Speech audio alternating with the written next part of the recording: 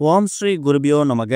ஓம் ஸ்ரீ மகா பெரியவா சரணம். ஜூலை 10ஆம் தேதி வியாழக்கிழமை இன்றைய தினம் ஆனி பௌர்ணமி. இப்ப நாம சொல்லக்கூடிய இந்த ஒரு தண்ணீரை உங்க வீட்ல இந்த இடத்துல வச்சு நீங்க பூஜை பண்றதால நல்லது மட்டுமே நடக்கும். அது என்ன தண்ணீர், அதை எப்படி பயன்படுத்தணும்னு பார்க்கறதுக்கு முன்னாடி நம்மளோட வீடியோஸை இப்பதான் நீங்க ஃபர்ஸ்ட் டைம் பார்க்குறீங்கன்னா மறக்காம சப்ஸ்கிரைப் பண்ணிக்கோங்க.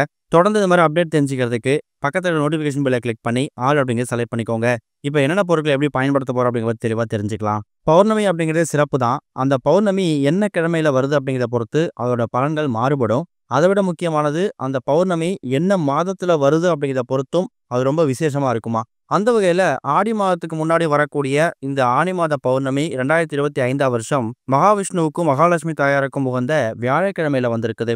ஏன்னா பௌர்ணமி அப்படிங்கிறது மகாலட்சுமி தாயார் வழிபாட்டுக்கு உகந்த ஒரு நாள், வியாழக்கிழமை அப்படிங்கிறது மகாவிஷ்ணு வழிபாட்டுக்கு உகந்த ஒரு நாள். இப்படிப்பட்ட ஒரு நாள் என்றைக்காவது ஒரு நாள் தான் அமையும். நமக்கு இந்த பௌர்ணமி அமைஞ்சிருக்குது.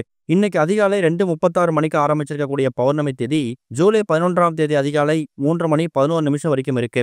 இந்த மாதிரி நேரத்துல நம்ம செய்யக்கூடிய இறை வழிபாடு எல்லாமே நமக்கு எக்கச்சக்கமான பலன்களை ஏற்படுத்தும். உதாரணத்துக்கு மாலை ஒரு 6-7 மணிக்கு மேல சந்திர தரிசனம் செய்யணும். சந்திர தரிசனம் அப்படிங்கிறது ரொம்ப முக்கியம். காரணம் என்னன்னு கேட்டீங்கன்னா, மனோகாரகன் அழைக்கப்படக்கூடிய சந்திர பகவான பௌர்ணமி அப்புறம் அமாவாசை தினங்களை வணங்குறதால குடும்பத்தினுடைய சண்டை சச்சரவுகள் நீங்கும், பொருளாதாரத்துல முன்னேற்றம் ஏற்படும், கருத்து வேறுபாடுகள் நீங்கி குடும்பத்துல மகிழ்ச்சி அதிகரிக்கும். அப்படிப்பட்ட மனோகாரகனை வணங்குறதுக்கான அற்புதமான ஒரு நாள் இந்த ஒரு பௌர்ணமி. இந்த பௌர்ணமி நாள்ல நம்மளோட பொருளாதாரத்தை முன்னேற செய்வதற்காகவும் செல்வ நிலையை உயர்த்ததுக்காகவும் சில பரிகாரங்கள் செய்யலாம். அதுல ஒரு முக்கியமான பரிகாரம் தான் இப்ப நீங்க பார்க்க போறீங்க. இதுக்கு உங்களுக்கு தேவையான பொருள் ஒரே ஒரு பவுல் இல்லைன்னா ஒரு கிண்ணம் எடுத்துக்கோங்க. பீங்கான் கிண்ணம், கண்ணாடி பவுல், இல்லை நீங்க பூஜைக்கு பயன்படுத்தக்கூடிய பவுல் கூட பயன்படுத்தலாம். எக்காரணத்தை ஒன்று பிளாஸ்டிக் மட்டும் பயன்படுத்த வேணாம். எடுத்துக்கக்கூடிய அந்த ஒரு கிண்ணம் இருக்கு இல்லையா, பவுல் இருக்கு இல்லையா, அது நிரம்புற அளவுக்கு தண்ணி நிரப்பிட்டு அதுல முக்கியமான 3 பொருட்களை போட போறீங்க. அதுல முதல் முக்கியமான பொருள் ஒரு 1/2 ஸ்பூன் மஞ்சள் தூள். மஞ்சள் தூள் அப்படிங்கிறது மங்களகரத்தோட மறு உருவம், லட்சுமி கடாட்சம் நிறைந்த ஒரு பொருள். அடுத்தது ஒரே ஒரு துண்டு ஏலக்காய். ஏலக்காய் அப்படிங்கிறது மகாவிஷ்ணுவுக்கும் மகாலட்சுமி தாயாருக்கும் பிடிச்ச ஒரு பொருள். பௌர்ணமி நாட்கள்ல மகாலட்சுமி தாயாருக்கு நாம ஏலக்காய் மாலை சாத்துறதால செல்வ வளம் அதிகமாகுமா.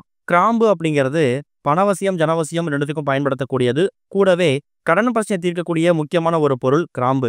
இப்படி 3 முக்கியமான பொருட்கள் மகாலட்சுமி தாயாருக்கும் மகாவிஷ்ணுவுக்கும் உகந்த மஞ்சள் தூள், கிராம்பு அப்புறம் ஏலக்காய், இந்த 3 பொருட்களையும் அந்த தண்ணீர்ல போட்டு பூஜை அறையில ஒரு 10 நிமிஷம் பூஜை பண்ணுங்க. அந்த நேரத்துல உங்களோட குலதெய்வம் இஷ்டதெய்வம் சொல்லி எல்லா கடவுளையும் மனசார வேண்டிக்கிட்டு கடைசியா அந்த பவுல் தண்ணீரை எடுத்துட்டு போயிட்டு உங்க வீட்டோட எந்த இடத்துல பார்த்தா சந்திரன் முழு நிலவு பிரகாசமா தெரியுதோ அப்ப சந்திர பகவான் கிட்ட உங்க கையால அந்த பவுல் தண்ணீரை ஏந்தி ஓம் சந்திரமௌலீஸ்வராய நமகங்கிற மந்திரத்தை ஒரு 3 முறை சொல்லிட்டு மறுபடியும் எடுத்துட்டு வந்து உங்க வீட்டோட மெயின் ஹால், அதாவது வரவேற்பறை, கால் படாத மாதிரி ஓரத்துல வச்சாலும் சரி, இல்ல ஹால்ல ஷோகேஸ் இடத்துல வச்சாலும் சரி வச்சுட்டு நீங்க இரவு தூங்க போயிடலாம். காரணம் என்னன்னு கேட்டீங்கன்னா, இரவு முழுக்க இந்த முழு நிலவு பிரகாசமாக தெரியக்கூடிய அந்த நேரத்துல இந்த பிரபஞ்சத்தோட ஆற்றல் அப்படிங்கிறது ரொம்ப அதிகமா இருக்குமா. அந்த மாதிரி நேரத்துல மகாலட்சுமி தாயாருக்கும் மகாவிஷ்ணுவுக்கும் உகந்த இந்த பொருட்களை போட்டு நீங்க தண்ணீர்ல கலந்து அதை நீங்க வீட்டோட மெயின் ஹால்ல வைக்கும் போது அந்த தண்ணீர் எல்லா விதமான நல்ல சக்திகளையும் உள்வாங்கிக்குமா. கெட்ட சக்தி எதுவா இருந்தாலும் அது எல்லாத்தையும் விரட்டி அடிச்சிடும். மறுநாள் காலை எந்திரிச்சதுக்கு அப்புறமா நீங்க குளிச்சு முடிச்சுட்டு பூஜை பண்ணிட்டு நீங்க வீட்டோட மெயின் ஹால்ல வச்சிருந்தீங்களா தண்ணீர் பவுல்ல, அதை உங்க வீட்டோட எல்லா மூலை முடுக்களையும் தெளிச்சு விடுங்க. தெளிச்சு விட்டுட்டு அதுல கிராம்பும் ஏலக்காய் மட்டும் மீந்து இருக்கும். அதை செடியில விட்டுட்டு தண்ணியையும் கால் பட இடத்துல ஊத்திருங்க. அவ்வளவுதான். பார்க்கறதுக்கு ரொம்ப எளிமையான விஷயம் மாதிரி தெரியும். பௌர்ணமி இரவு முழுக்க அந்த முழுநிலவு பிரகாசமாக தெரியக்கூடிய அந்த நேரத்துல வீட்டோட மெயின் ஹாலில் இதை வைக்கிறதால பல விதமான செல்வ செழிப்புகள் இந்த தண்ணீர்ல இறங்கி அதை நீங்க வீடு முழுக்க தெளிக்கும் போது அந்த செல்வ செழிப்புக்கான அந்த பலன் உங்க வீடு முழுக்க பரவும். அதிகாலை 3 மணி 11 நிமிஷம் வரைக்கும் பௌர்ணமி இருக்கிறதால நம்ம விடியற்காலை வரைக்கும் கூட வைக்கலாம். குடும்பம் அளவுக்கு இரவு வச்சுட்டு காலை எழுந்து மொத்தமா குளிச்சுட்டு பூஜை பண்ணிட்டு அதுக்கப்புறம் தண்ணீரை தெளிச்சு விடுங்க. ஓம் ஸ்ரீ குருபியோ நமக. ஓம் ஸ்ரீ மகா பெரியவா சரணம்.